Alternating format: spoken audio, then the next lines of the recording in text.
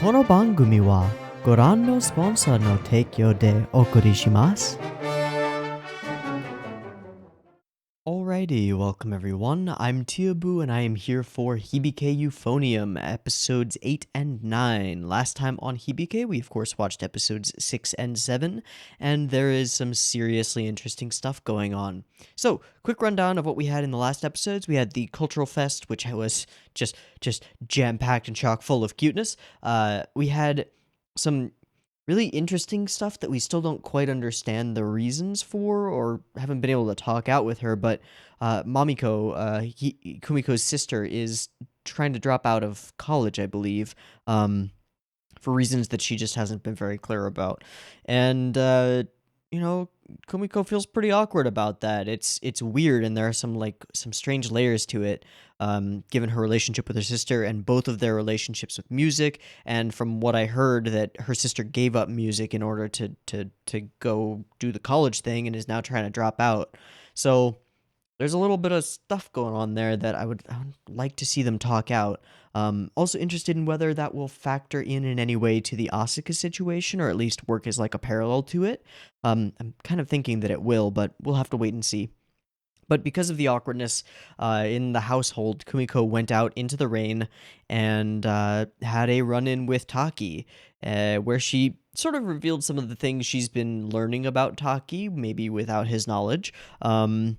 And has some insight and figures out what he's doing, which is going to a flower shop and purchasing a bouquet of a very specific flower, I believe Italian whites, which we find out from Sapphire later have a specific meaning and also grow outside the school and sort of demonstrate that Taki still loves his wife even after her death, because, well, of course he does.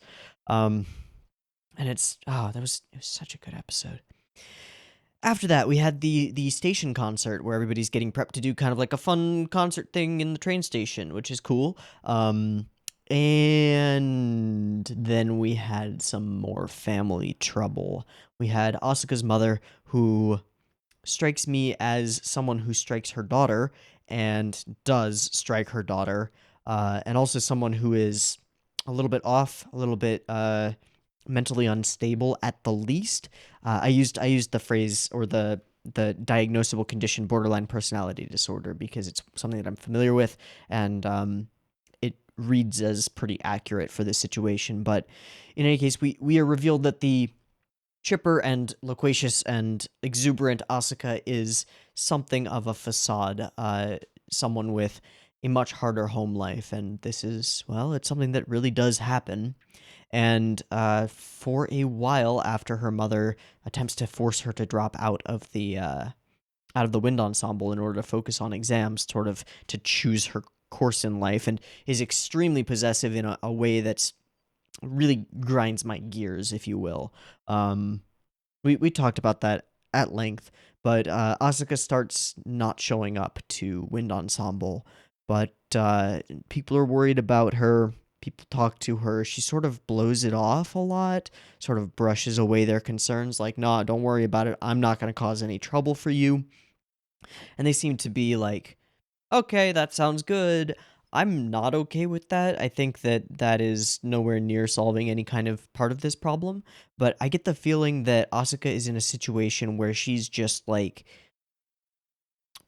she feels like she's backed into a corner and has no choice. And I've known people like this, and I have been someone like this, where I am just, when I was like heading toward 18 and graduating high school, I was just waiting to get the fuck out of the house, to get to college and to be free, because like I didn't have a way out. I didn't have any kind of solution for the ongoing psychological and like interfamilial problems that I was dealing with. And I get the feeling that she's in very much the same boat and is just trying to power her way through until she can get away. But there's like, it's a complex set of emotions that have been demonstrated from and toward Asuka in that episode, and I don't know. But eventually Asuka arrives at the station concert and is her normal self, all chipper and exuberant as usual, but with the knowledge that we have, we know that it's kind of a mask. A thick one, a practiced one, but a mask nonetheless. And I don't know where we're going to go with this, but I hope we get to a place where we can, one, take down the mask, and two, hopefully throw it away. Hopefully we can get Asuka to a place where she doesn't need it, but I just don't know. This is a problem that Detective Kumiko may not be able to solve. That's okay. It's sad, but it's okay. Still, I am very interested in seeing where we go with it, and what else we explore about it. I think it's a fascinating little character study, and a study of, well, a person in a difficult place. But we're going to have to see. And she arrives chipper, and they play, and there is a wonderful saxophone solo, and it's pretty cool. And on that note, we left off. So, I don't know what to expect going forward. Really no clue. I hope that we continue building on some of the interesting themes that we've been talking about. I hope that we get some more details and information on why Kumiko's sister wants to drop out of college.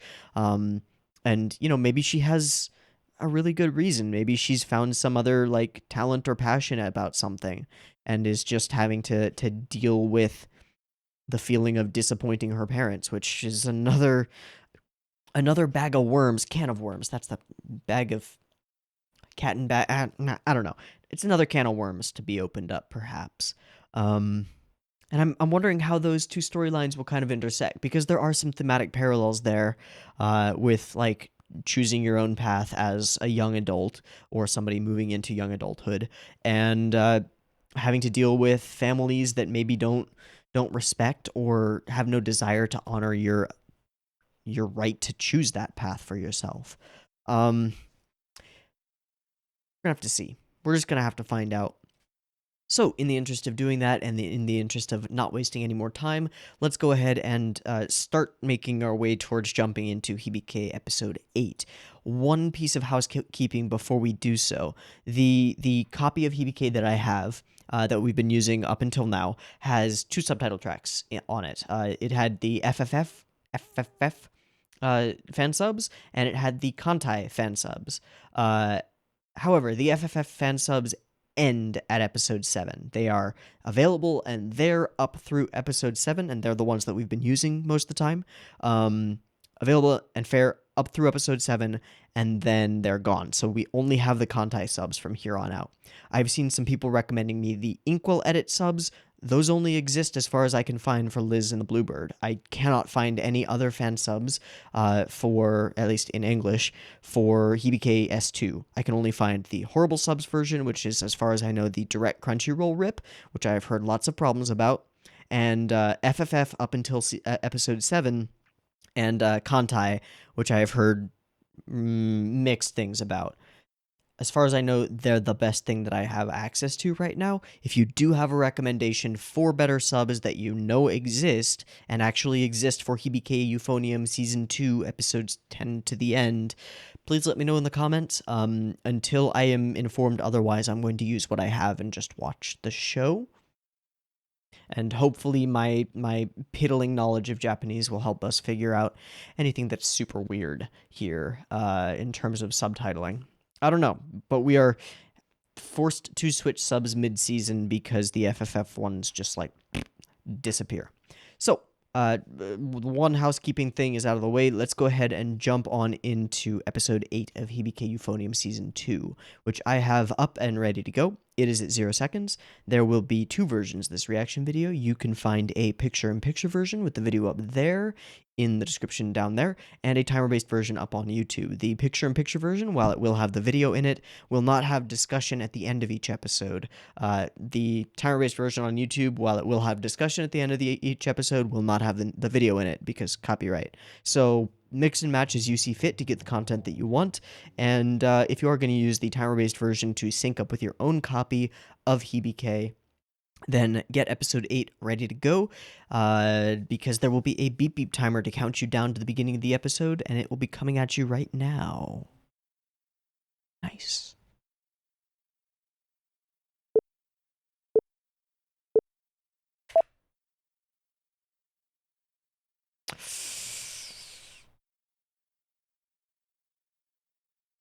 Smack.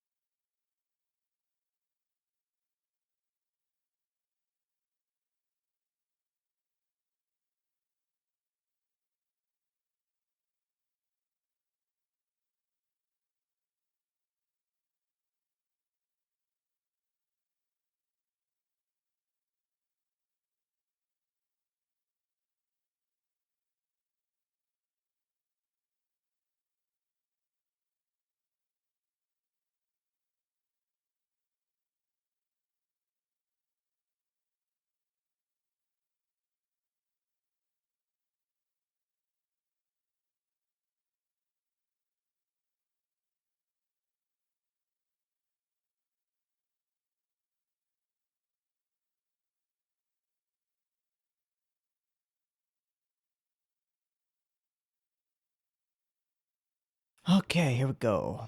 White and black. Is this little baby Kuma? Oh, it's a... Oh. And wind on saw. Yup. Uh-huh.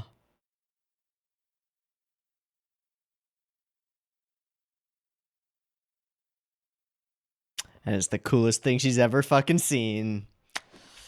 Ah, and she was a trombonist.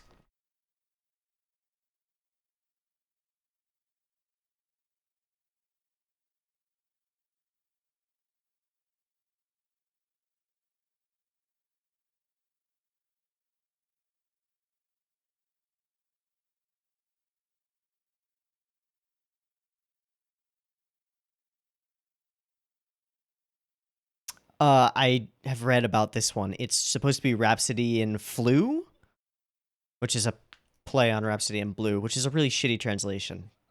Okay, here we go. Oh.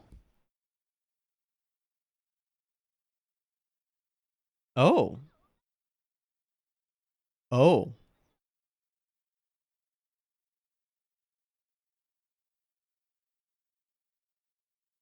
Oh.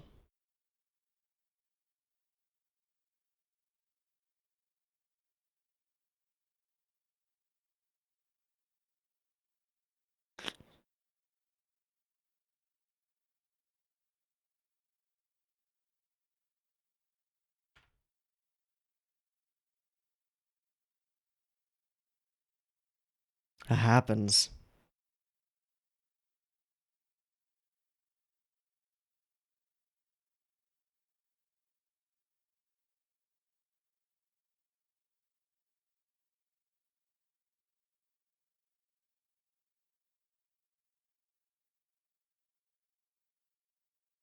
Mm.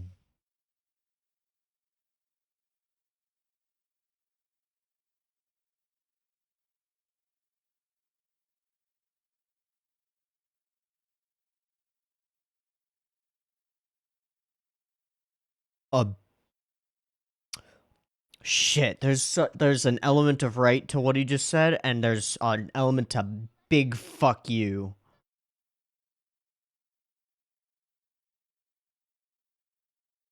But in one way, if you're really serious about this,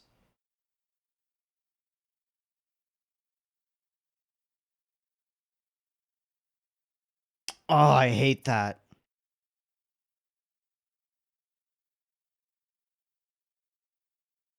Yeah. Yeah.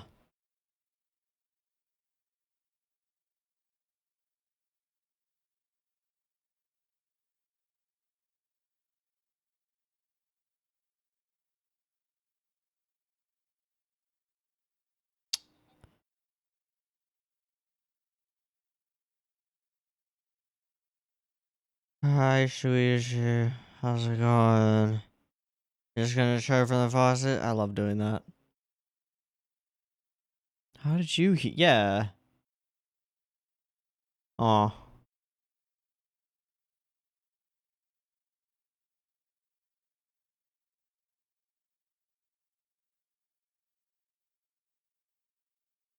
Mm-hmm.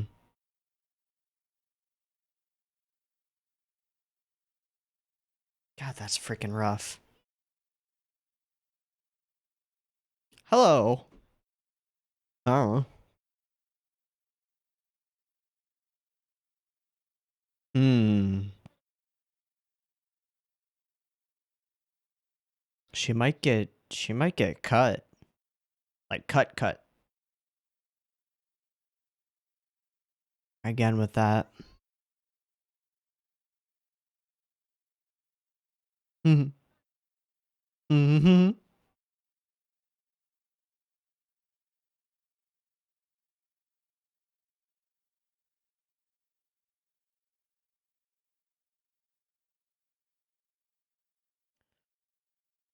Yeah. Same.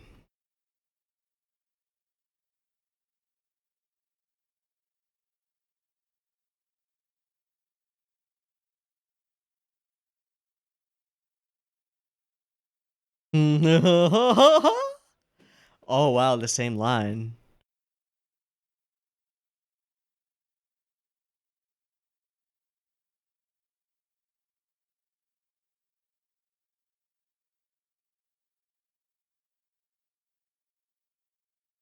Hmm? A perfect opportunity to talk about things. What? Yeah, I do. Absolutely.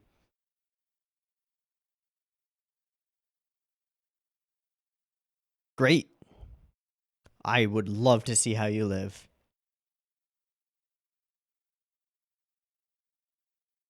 Also, you know, dinner. Ohara.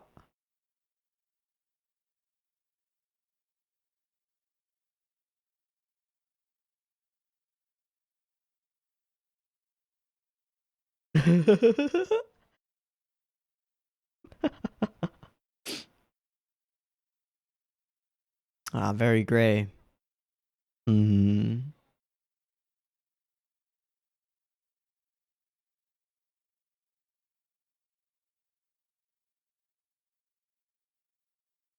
Hmm.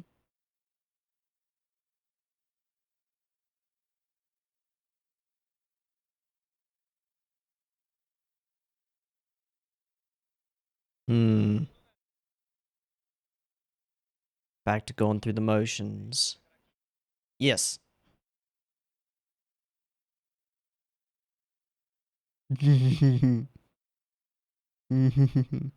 Oh, the flu that we were talking about.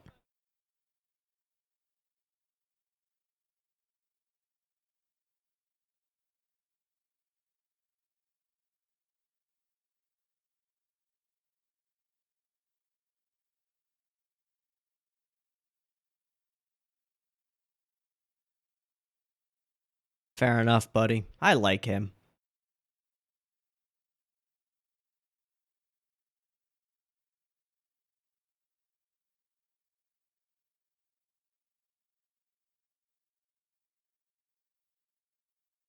Yeah, hi. There's only one of us. There aren't that many of us.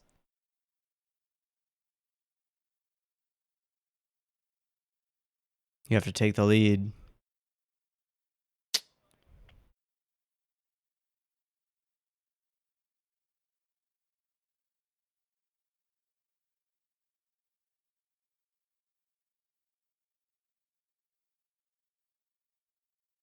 Hmm.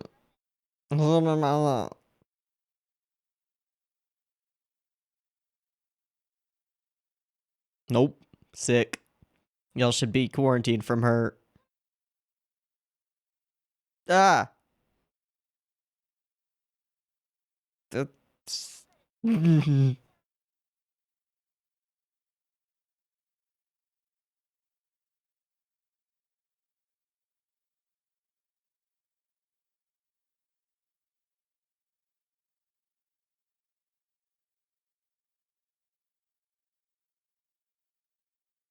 Yeah, that one.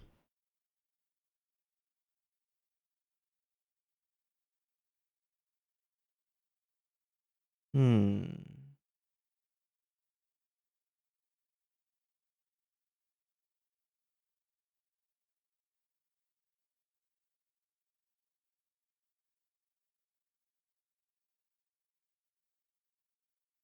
Mm. Mm-hmm. Hmm?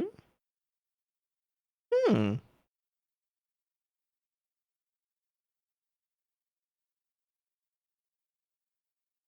Mm-hmm. Mm-hmm.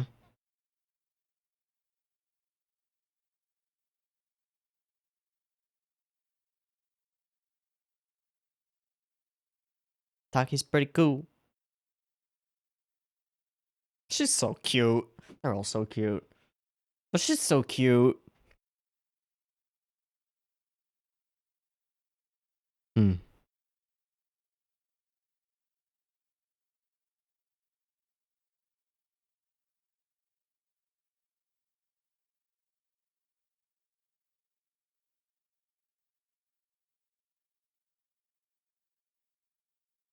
Mm-hmm.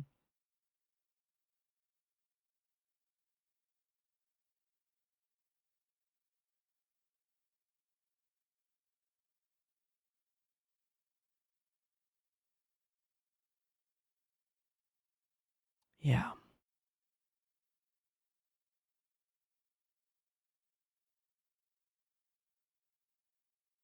Just the appearance.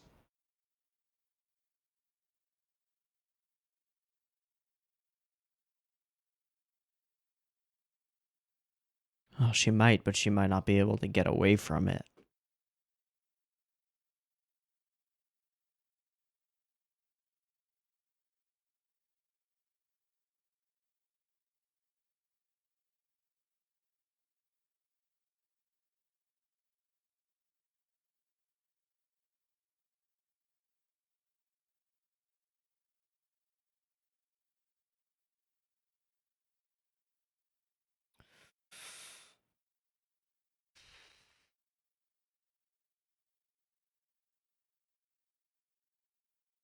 Yeah.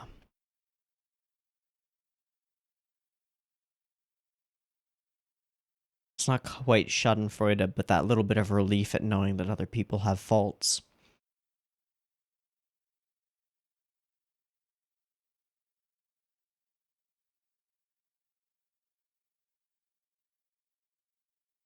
Good.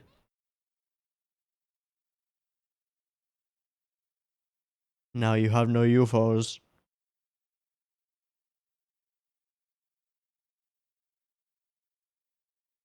Hmm. I was thinking we should get Natsuki back in here.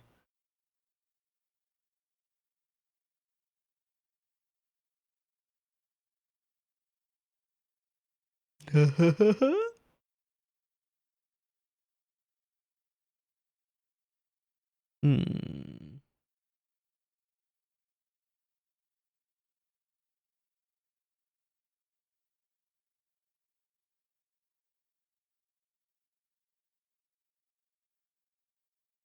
Euphonium.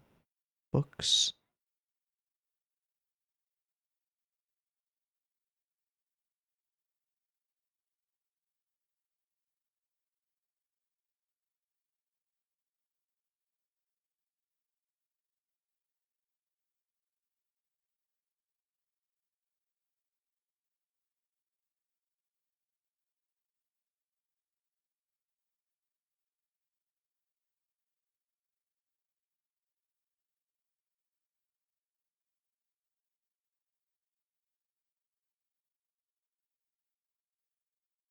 Ah.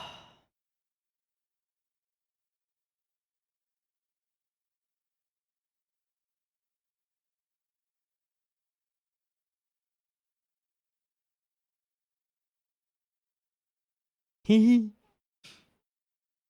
Ah. She's so much like Yui when she's little. I don't know. I don't know.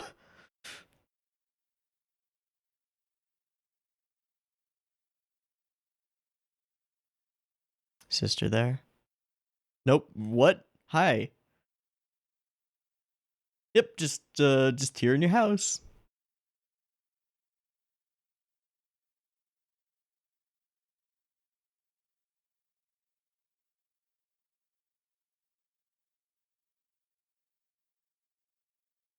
Just watching you sleep. Hmm.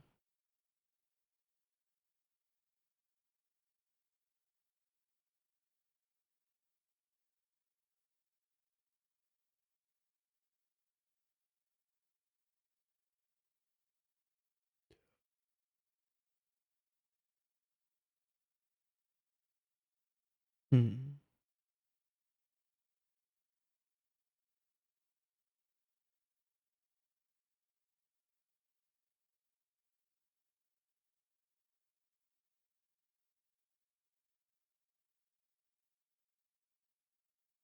Hmm.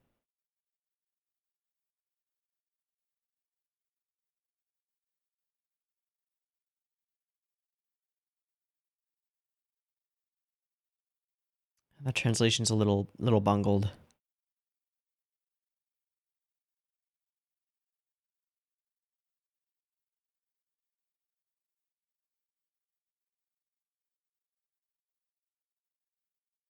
Was that the song that we heard Asuka playing out there in the woods that one time? I feel like it was. We go to Asuka's house and she has the same CD. Calling it.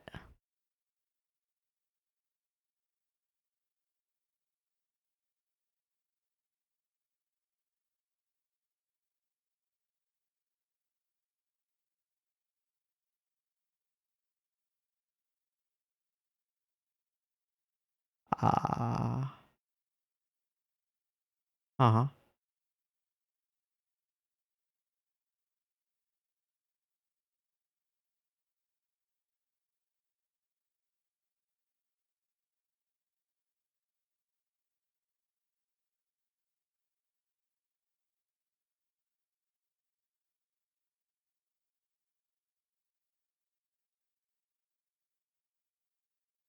Yeah, Raina, you just walked in on something. Oh boy.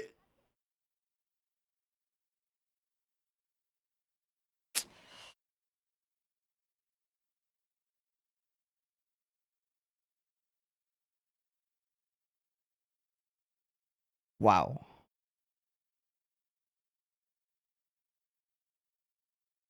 Well, I'd hope if you tried to explain yourself, but okay. Understandable.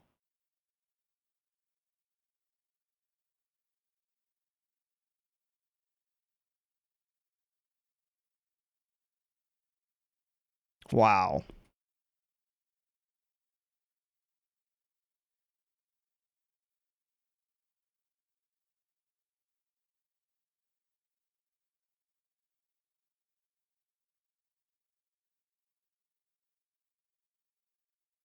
And this silence and tension.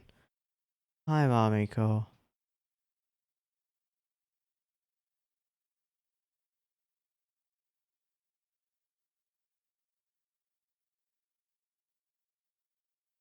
Not where it counts. Yeah. Sneak, sneak, sneak, sneak, sneak, sneak. Sneak, sneak, sneak, sneak, sneak, sneak. Sneak.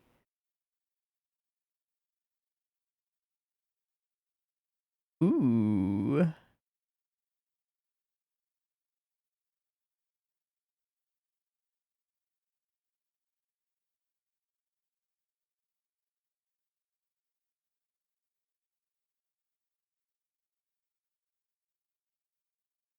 I have a feeling you might find your way there. Would be an interesting way to wrap things. And she sits next to Asuka's mom.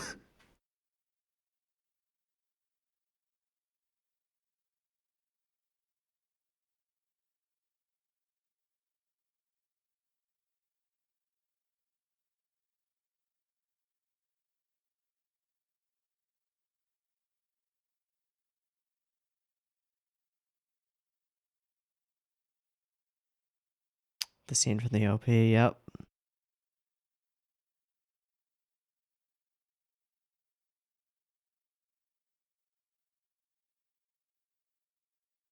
Ah.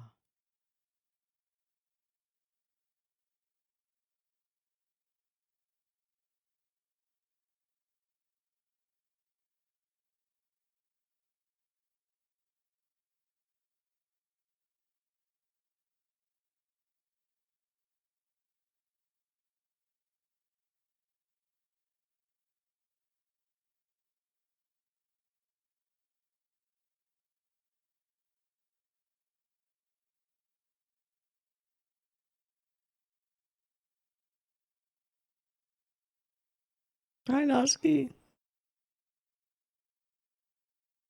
Is this the day to hang out with Asuka? Okay.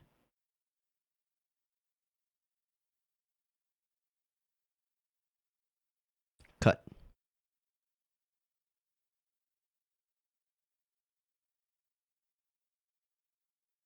It's the decision that has to be made. But Kumiko is the only one in a position to change anything about it.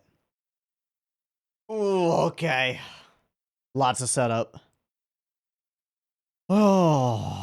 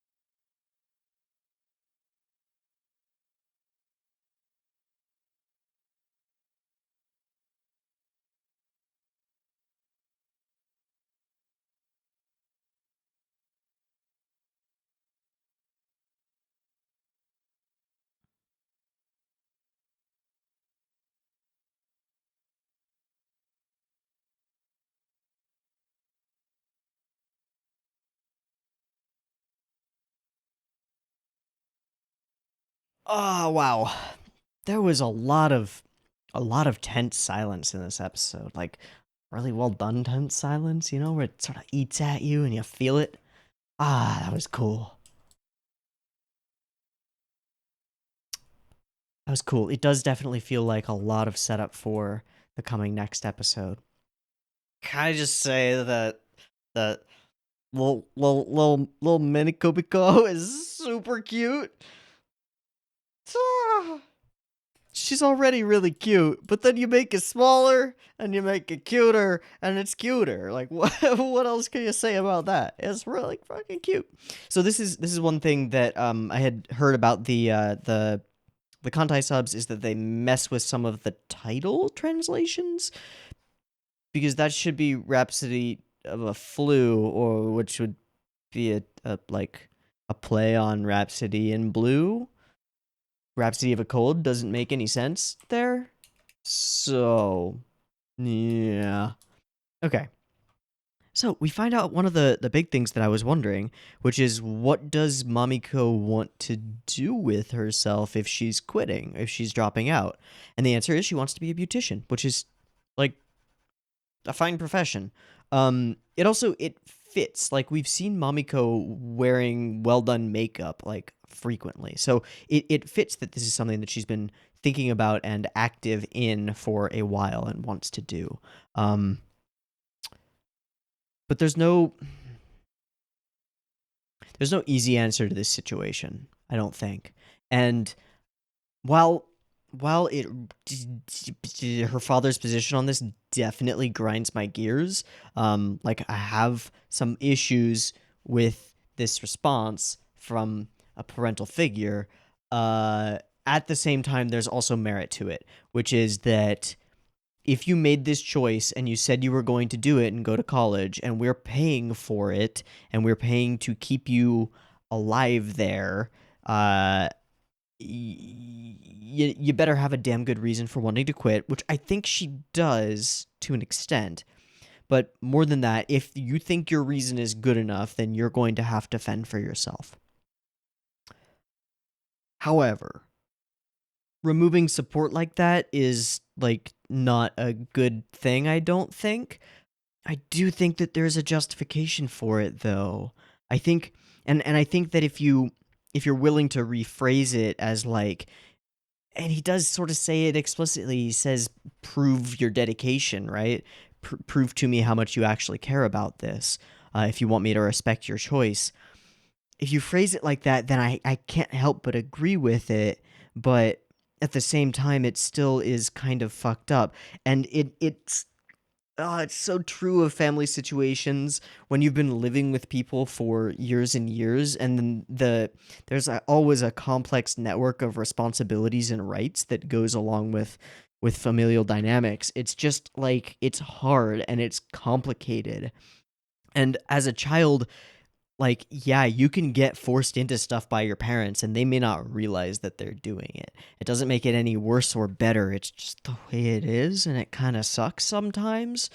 But, it may be very well true that Mamiko didn't feel like she could say no, or like she could do anything except go to college and do a specific thing.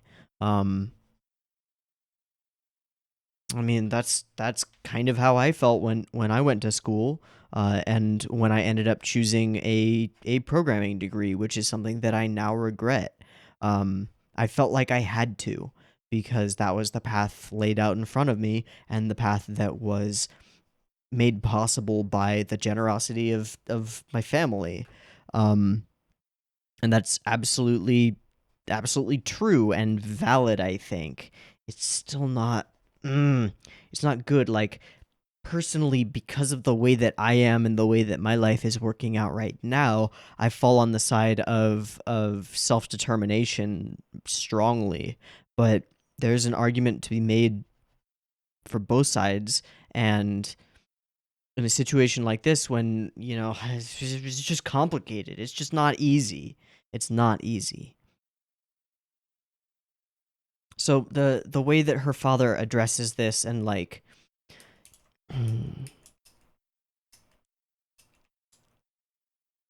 there's a lot of wrong to go around here. I mean, Mamiko is very much throwing a temper tantrum, and so that doesn't work. That's not the way to go either.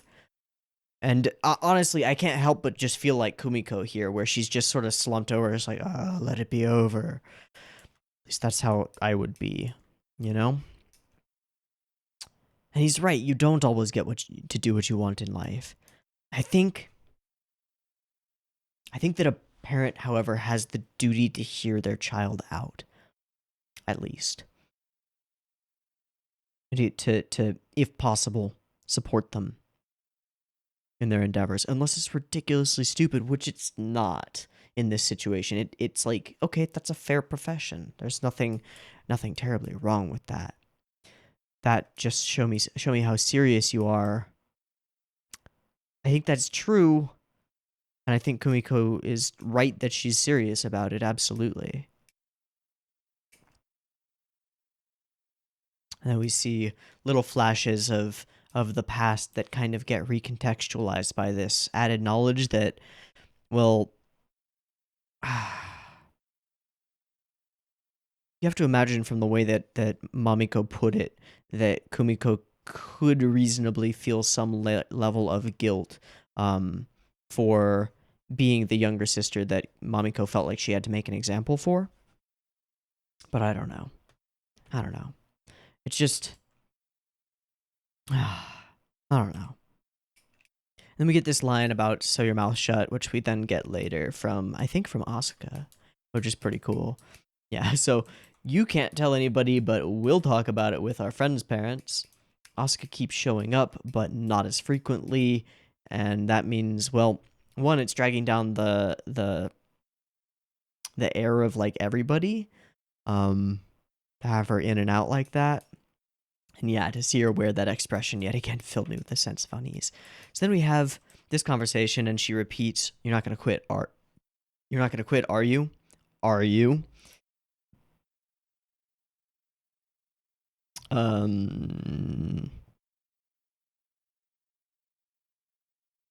That moment is very cute. And then we get the same line from Asuka.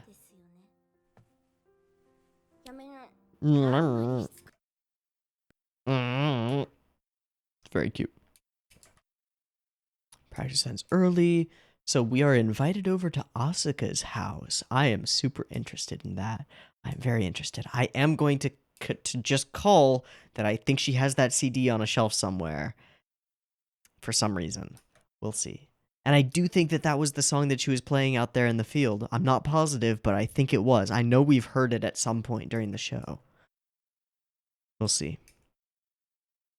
In any case, then we run into Reina. We have some more random encounters. Asuka is missing, and Kumiko is beginning to get sick. So, yeah, and this will lead to possibly replacing her with Natsuki. Yep, definitely got to go home. We have this meeting with Aoi-chan, which is a very interesting one. I don't know. Those last lines. Yeah, have you ever been to Asuka Senpai's house? Nope, why? I was kind of invited. Wouldn't expect that. Bit of a fight with the parents. And then the subs break. There was a line or two at the end. Always got everything under control, so I never thought she'd be in that situation. This seems like it's not translated right.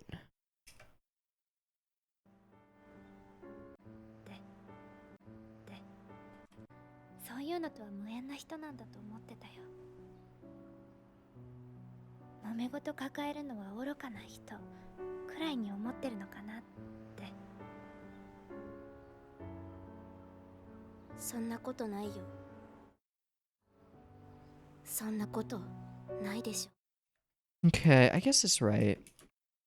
Just a little bit confused by it. It doesn't like flow together super well. I don't know. Anyway, moving along, rolling around at the speed of sound. We see these moments and the excitement to go for the euphonium, and we get the I love music shirt or sweatshirt, which is really cute, and the fact that she Aww. And this sets us up for that particular CD, which I think will be a plot point of some kind, but we'll see. Yeah, just checking in, bringing some stuff from everybody. Got her the same CD, but still has a copy of it. Remark that it sounds similar to Asuka's playing. Yeah. And we continue focusing on the artist. Mamiko comes in and does that. Right, you hate... Yeah, she kind of calls her out, and yet you said you've been the one putting up with it. And then... Shut up. And just one sec. The scream that this voice actress does.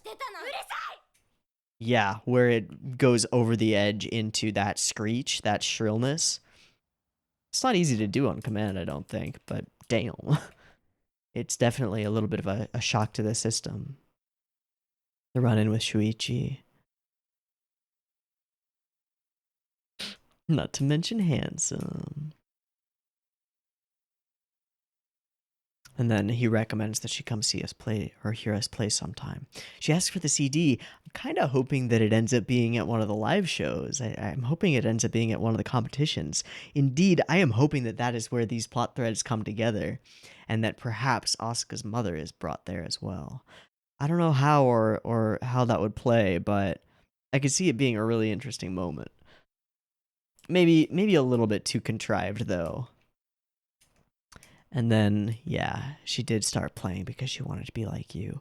She gets a little bit of information that just changes her perspective a little bit, just a smidge. Like, oh, oh, I forgot about all of that. And then she sits there on the bench and remarks as such. Comes in and asks her. Then we drop the bombshell that maybe we'll have Natsuki sub in for Asuka if she keeps not showing up to practice, which just makes sense from a decision-making perspective. So, what is Detective Kumiko going to attempt to do? Normally, she just goes around and tries to figure things out, and then things end up sort of resolving themselves around her in interesting ways, sometimes with some input from her. I wonder if she's going to try to get Asuka to do something. Or try to convince her. Interesting.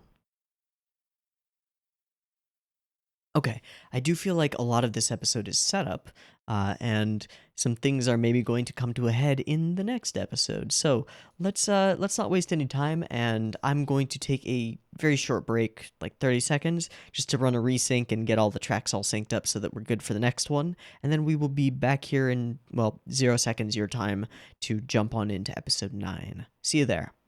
All right, we are back and ready to go for Hibike episode 9. If you're using the timer-based version, get it ready because the timer's coming at ya.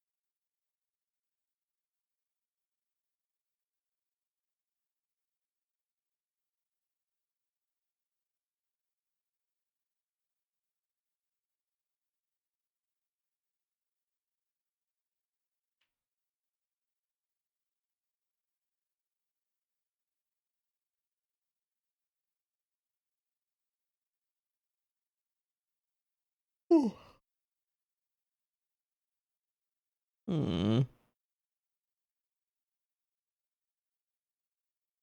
Hmm.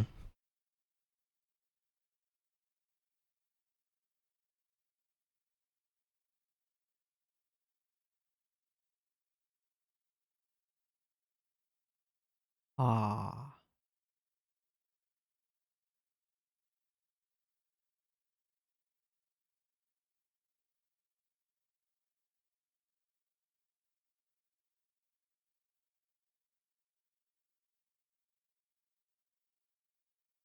When are we going over to her house? Because I want to stick my nose in that business. Wait, that sounded wrong. Yeah. Yeah, uncertainty, no good. Yeah.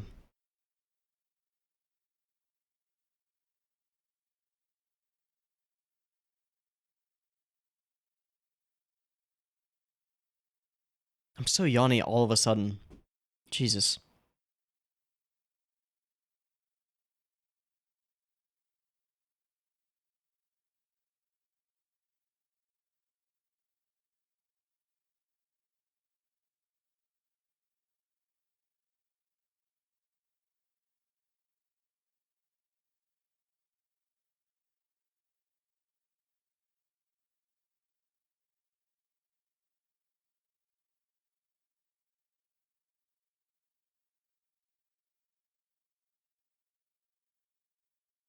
Okaeri.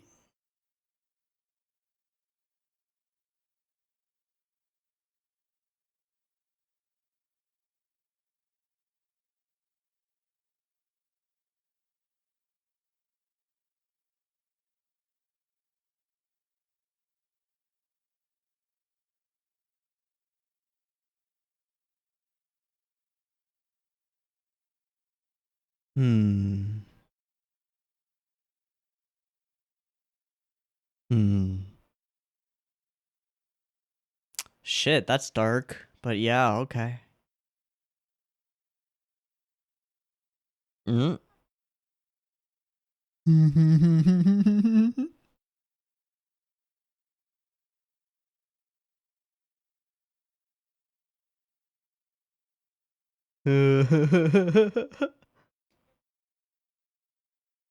Yeah, you are the unwilling strike force.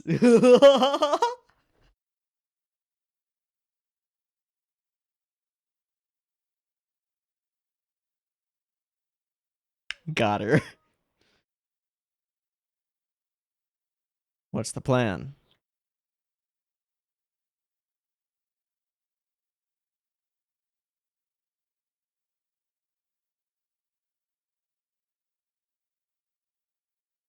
Oh. Okay.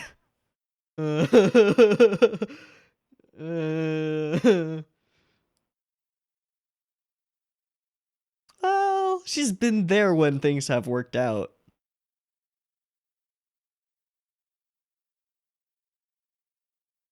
Yeah, she can have some credit.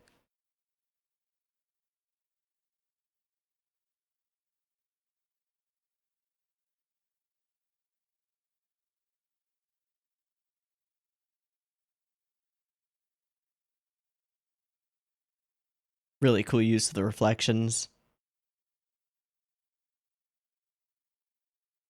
Hmm. I think I agree.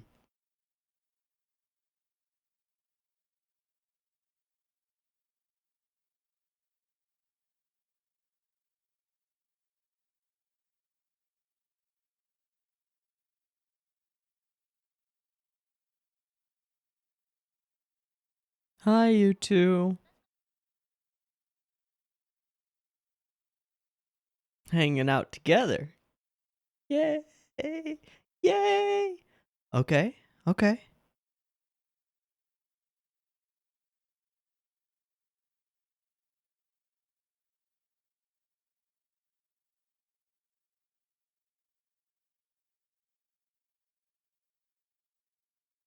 Hmm.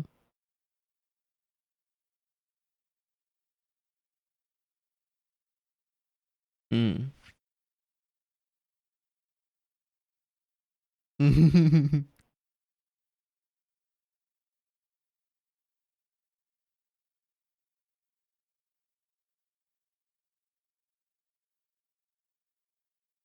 This is fucking amazing.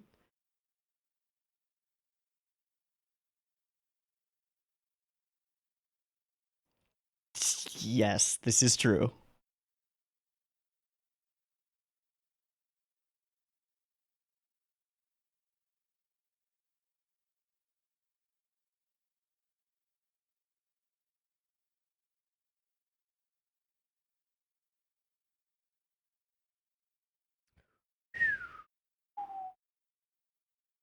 Okay.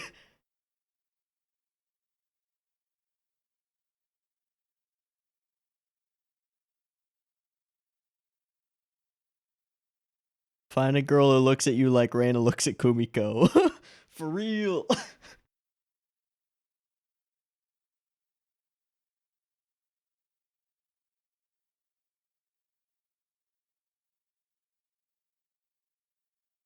Let's just try cat whiskers on him. It'll be great.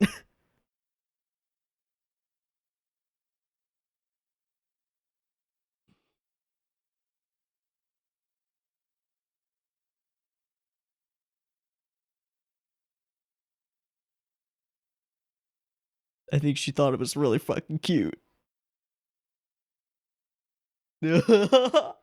All of the hair animation has been so insane for the last like 3 minutes. Touched her hands. Yeah, oh Jesus. Wow. Lifted off the ground by her own shiver. Aww.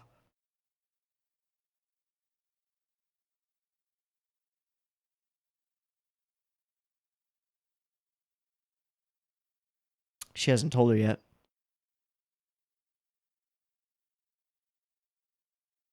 She hasn't told her yet.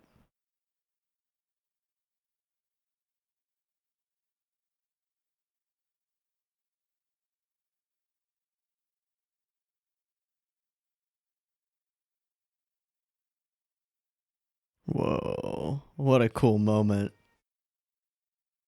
Little Alright, here we go. Yep. That's how I feel. Oh God, passive perception way too high.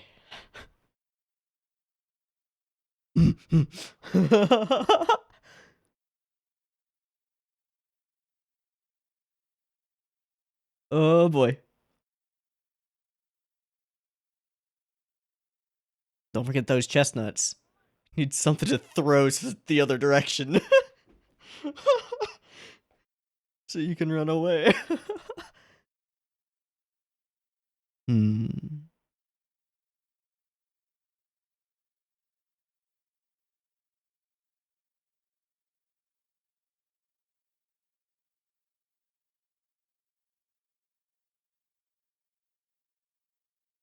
I wonder, will it be surprisingly large and expensive, surprisingly small and modest, or surprisingly normal?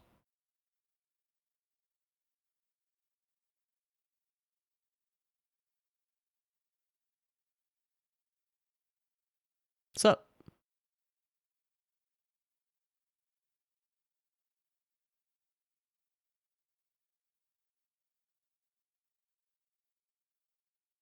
Mm-hmm.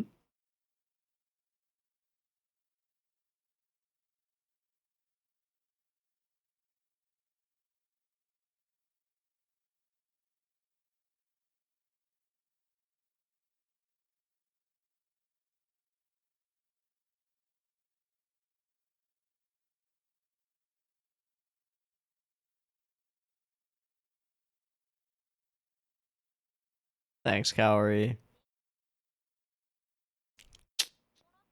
Hey, there it is.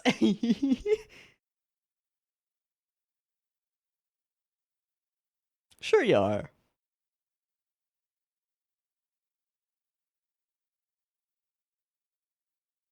Hmm.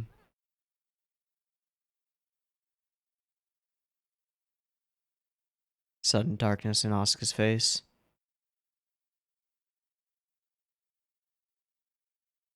What was that? Timestamp, because I'll forget about it.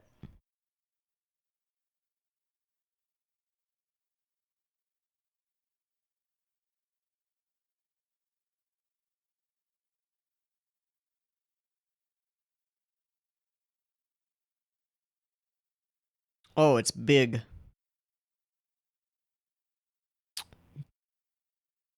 An impressive family. Custom. Looking for the CD.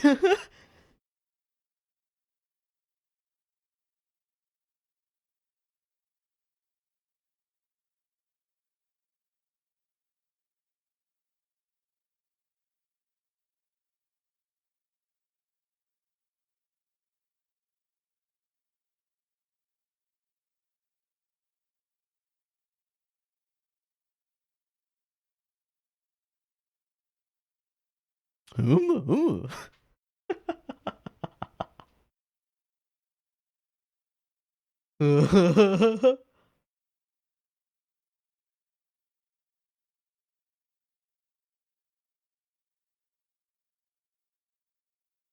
Oh, it's gorgeous.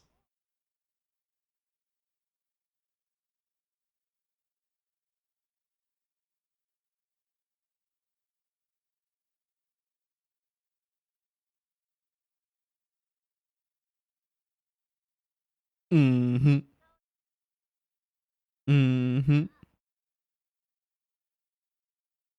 Yeah, you got caught.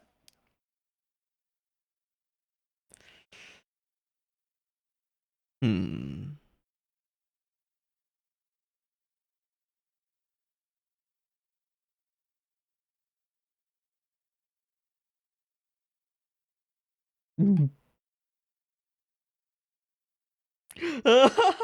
Sitting in Seiza for a while, were we? Yeah, that'll happen.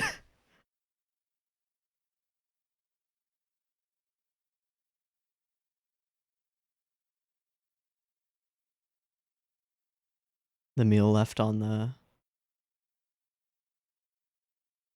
Yeah, but why?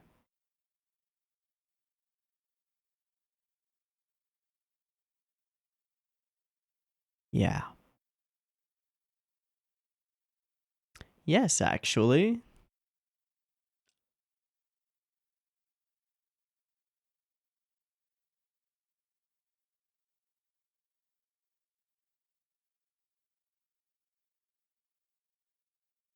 Dear Dad. Oh, fuck! Former father. So, the resentment from the mother? Yeah, but please. Yeah. Is he dead or did they split? They split. And your mother feels how about? Uh-huh.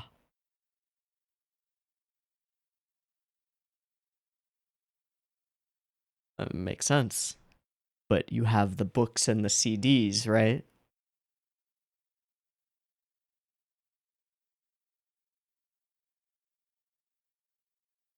So even playing the euphonium itself is a little bit of a rebellion, huh?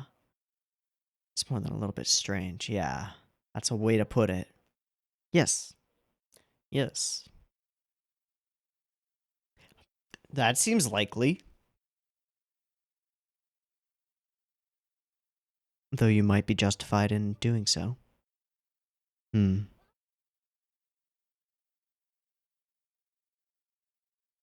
So that we can't read into anything, shooting from above.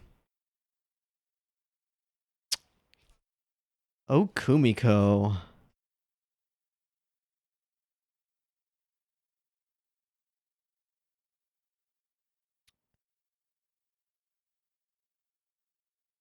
No, but you also don't have to let it hang over you.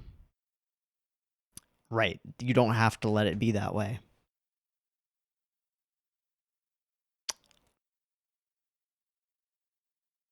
Yep. Yeah, this, yep, mm-hmm. That rings true.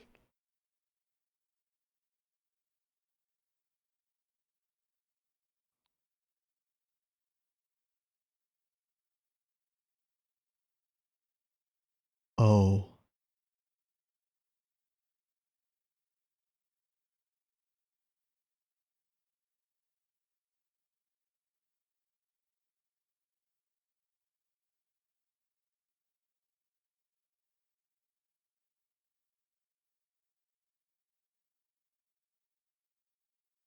Of course.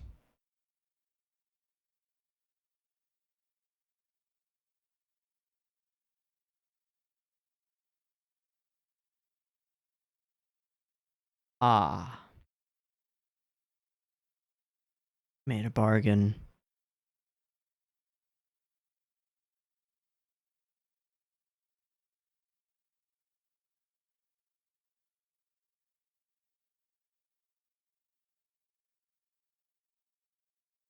Oh, ho, ho. That was a shot. He's a judge.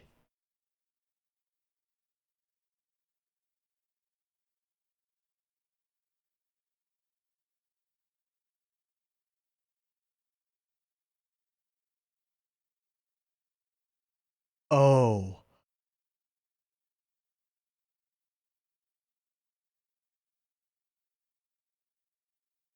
Oh, everything for that. Yep, exactly.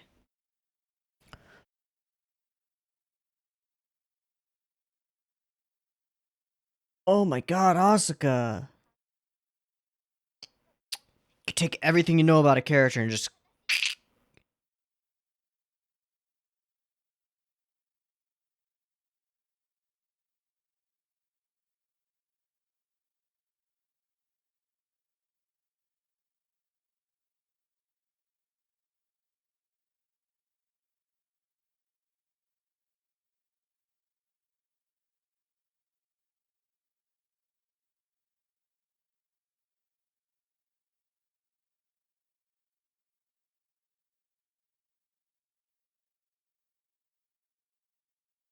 Sorry.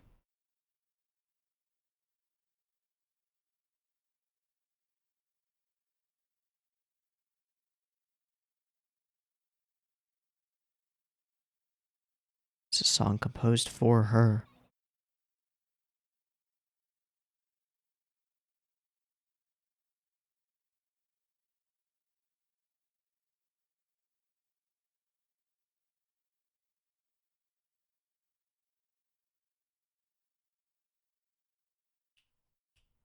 Called out.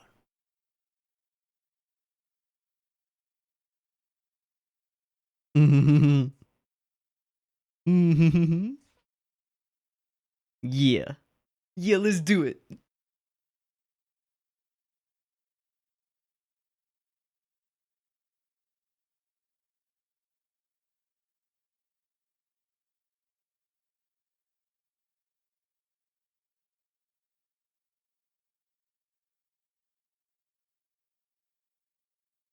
Ah, lucky.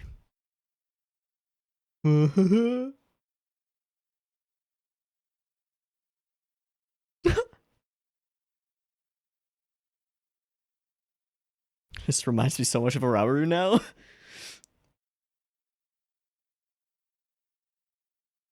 Mm-mm. Mm-mm. Wow, that laugh was cool. The timing on the voice acting was really good. Wait, what? I missed that line. Oh, you okay, okay, okay. Never mind, it makes sense after the context.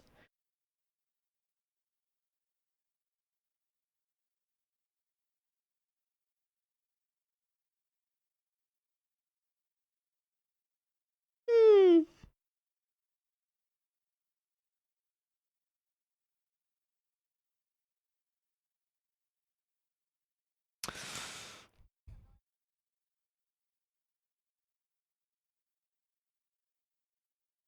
Genuine, huh?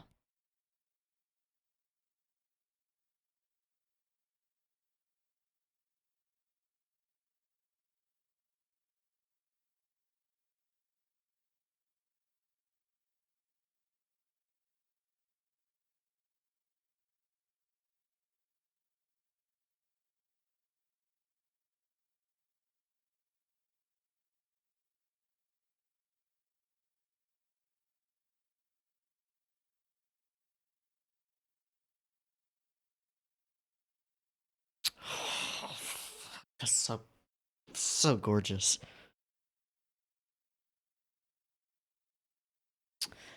It's gonna be no ED, just that. Good. Good.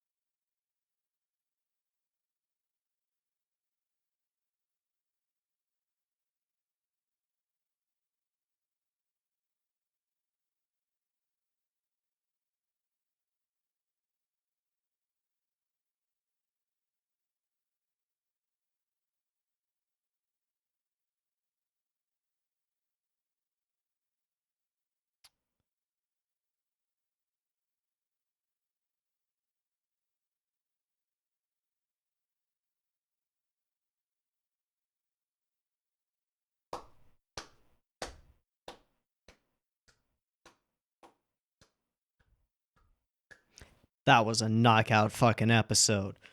Woohoo! Oh my god. There are too many things to talk about. There were multiple just sections of absolutely stunning art and animation. The story threads that just came together. Fuck. You take I tried to express it during the reaction. I don't think I did a very good job, but take everything you know about a character that's sort of locked in, but is just off a little bit, and you twist it just a few degrees until it clicks into place, and you suddenly go, oh, that's why she's that way. Oh. Suddenly the most intentionally mysterious character in the show has the veil like torn away, and suddenly you feel like you understand her.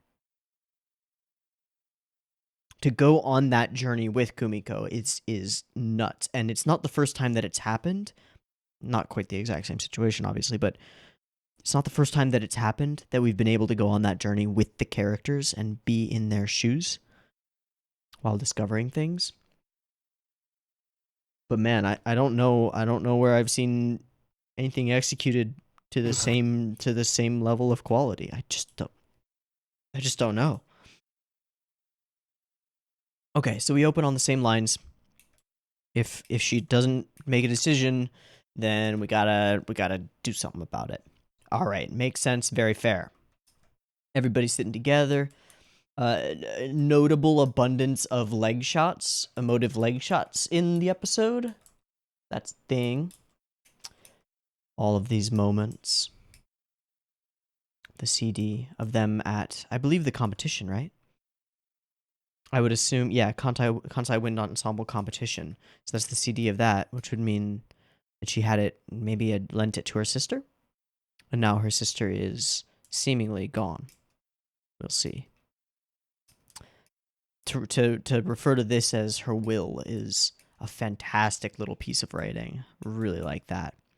And then that Natsuki, though she's been given this opportunity in a sense to take Asuka's position, recognizes a few reasons that maybe that's not the best idea. And so we go on the must bring Asuka back squad mission. Very cute interaction here when she looks away. Daijoubu. No, it won't. The use of reflections in the windows throughout this conversation is super cool. I really like this sequence. I think it's pretty awesome. But it's got nothing on a bunch of other sequences that are about to happen. Oh my god. Oh my god. Also, when she grasps the curtains, I love the subtle shadow work that happens. Oh, it's a little bit before that actually. Where do you grab them? Where do you grab them, Kumiko? There. Yeah, this. Oh, it's so real. Fuck. How? How? I don't even know. And then these two walk in, one problem solved. Yeah, all right. And then we come out here and we talk to Reina, and this is like some of the most beautiful Reina shots, period, happen here. Okay. And Reina talks about why people might be captivated by Kumiko and does this sort of hop, skip, dance step away, which is very Yamada-y. And there's just all of this incredible gorgeousness, the way the hair sort of floats up and falls. Oh my god, and then look how many layers are on it. Gotta see it in motion again. Wow. Wow. Step forward. Stand ground. The detail on the lips and face and hair. Just beautiful. The subtlety of the hardened expression. This little bit of shadow that creates the bottom of the lip, and this one creates the outline of it. It's just fantastic.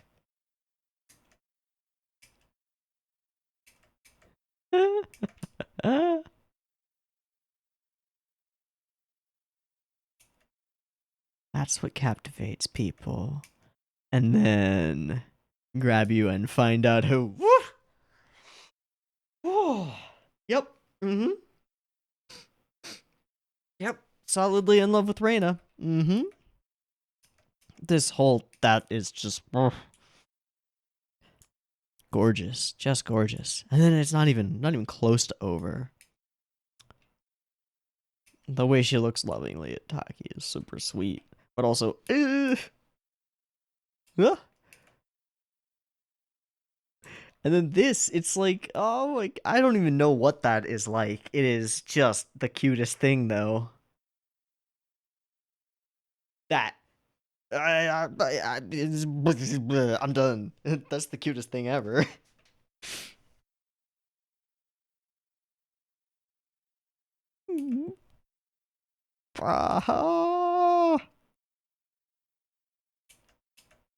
And then the awkwardness and, oh man, the fluidity of the motion, especially in the hair, is just nuts. Once she starts moving, I want to frame by frame this and see whether it's on twos. It is.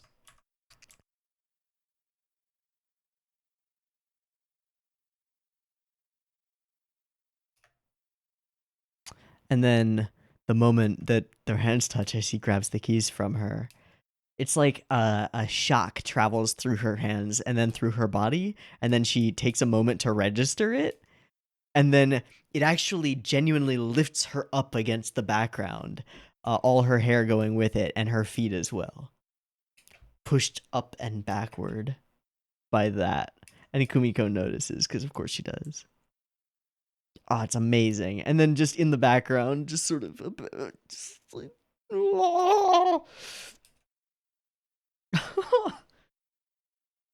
and then she sees the picture, obscured a little. The little shake as they cover or they go over like a bump in the tracks is amazing. Amazing. Amazing. Okay. So then this moment, hi. Ah. Yeah, you've been caught. Fantastic. So then we start walking with Asuka. New sneakers. Kaori arrives. I love Kaori's wink when she gives her the, yeah, you need some snacks for your study session, don't you? Wink. Ah. Oh, this is great. I'm the one taking care of her, though. Mm-hmm. We'll see. All right. And then I wrote down the timestamp for this, but don't need it because we came up to it. But what happens here? Because something instantly changes as soon as, well, I guess as soon as Kaori is no longer looking at her face. She bends to help her. And it's just like deep darkness.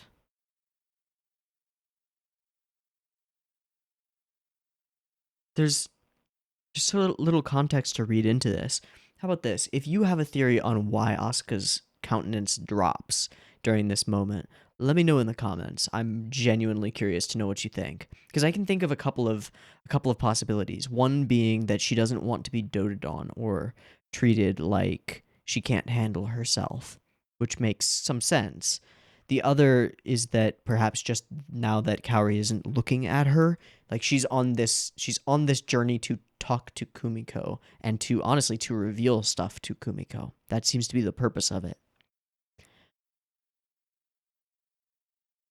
So maybe it's just that she's trying to keep her facade up for Kaori. Because this darkness is there and Kumiko notices it, but as soon as Kaori steps back up, Asuka's already smiling. And Kumiko's just like, Jenna. And then isn't she cute? But there's something else to the way that she says, "Isn't she cute?" 可愛いでしょ? I don't think that that's being said with that expression. I think it's being said with the previous expression.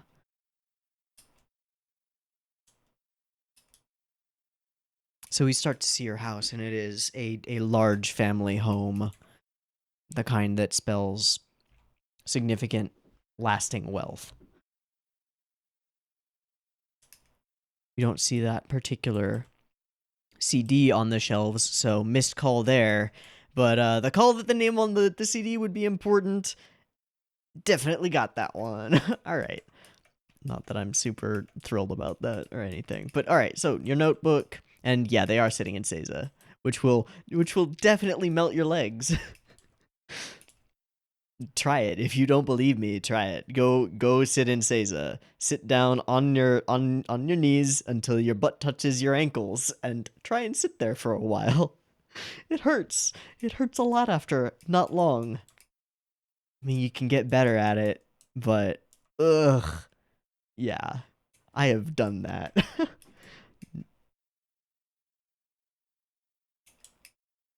Yeah, why'd you suddenly decide to tutor me?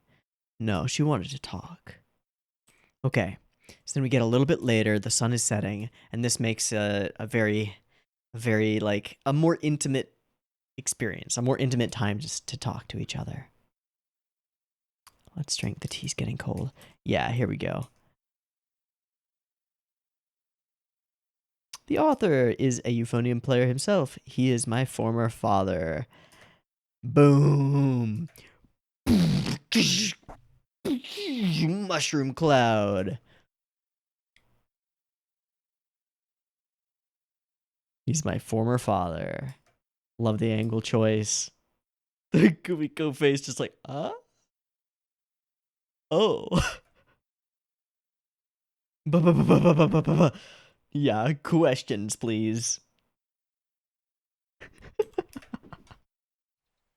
紅茶冷めちゃうから飲もっか。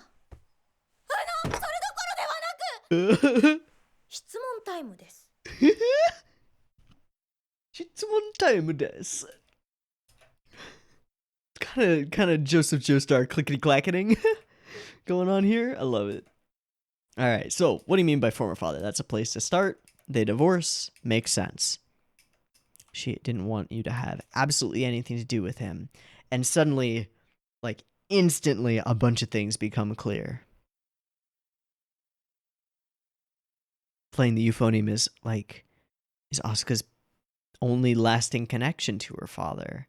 And beyond that, it's also a way of demonstrating a bit of independence, you know? A thing that she chooses. A bit strange. Yeah, that's one way to put it.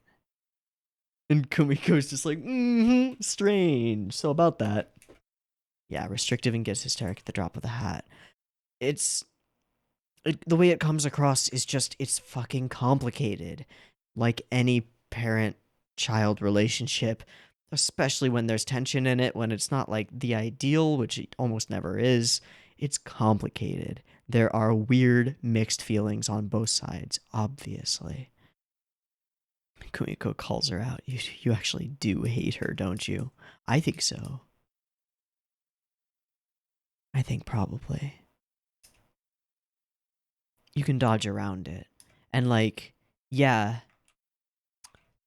the fact that she's your mother isn't going to change, but you don't have to like be beholden to her because of that. You really don't. It means nothing. Nothing. I think you choose your family. If the one you have isn't doing it for you, go find a new one. They won't fit the same roles exactly, but you can choose a new family. Doesn't have to be a shackle forever. A worn out notebook, a letter, and a euphonium out of the blue. And it appears that we see in the later scene that the note has been torn in half and then haphazardly or maybe childishly resealed. Going there. And we see her receive a little bit of praise for her young talent. Of course it made you happy. I was desperate to continue doing the one thing that I loved. Of course. And then, okay, this is the sequence. So we start cutting things and cropping them a little bit more stylistically. And this leads us into some interesting stuff. We're going to go at a little bit faster speed just to go through it. We crop here to the eyes. And just like a thing to keep in mind is right now she is directly on a third, like almost exactly from what I can see is centered on a third. And then the next cut, her eyes are centered almost exactly directly on the next horizontal third. And then back, center frame, but we are continuously tilting over, like the right side of the screen is going down. So we're tilting clockwise, and we tick into the next one with Kumiko here, and then we do a more severe jump. Boom. I'm happy to be playing even alone, as she's just revealing more of these things. So I'm not just doing this for fun. I'm happy to be just playing even alone. Are we paused? Yep. Hard to tell sometimes. Tick. This must be karma. Huh? And we're ticked even further with Kumiko down and over. And then we tick back to the clock. And we sit up straight. Whoa! That was cool.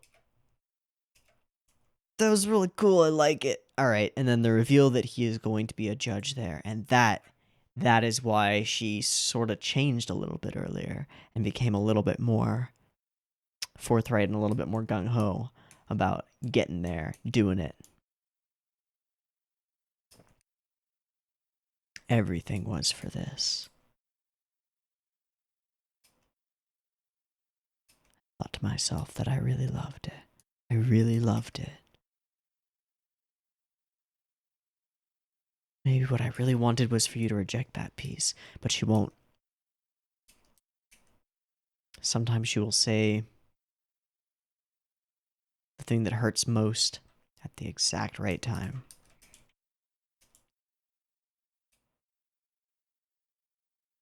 Warm and has a gentle feeling to it. Like love, you know? Like the piece itself is an embodiment of what she lacks in her relationship with her mother, maybe what she wants from a relationship with her father. God damn. And I walk out here and there are just a lot of beautiful shots here. We compare her directly to a Euphonium, which is an interesting one. We'll have to see if we get any further into that. And the smile that she bore was the likes of which I had never seen from her. And then as the wind picks up, we get one more extraordinarily beautiful cut here. Oh my god, look at it. Oh my god, look at it. Wow. God. And then, of course, the gorgeous Kyoani landscapes that nobody else can even touch. Fuck.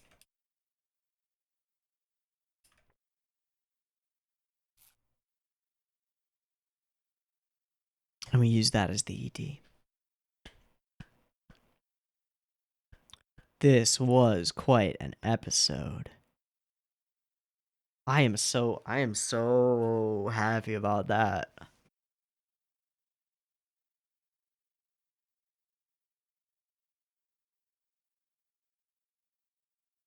Deftly written is how I would put it.